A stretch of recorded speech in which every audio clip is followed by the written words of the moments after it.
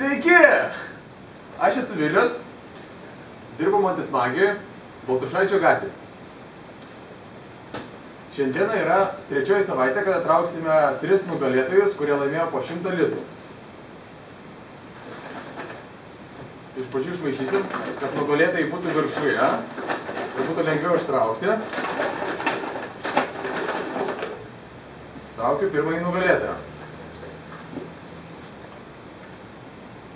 Tai yra Raimondas Junikis. Sveikinam. Antrasis nugalėtojas yra Darius Rinkevičius.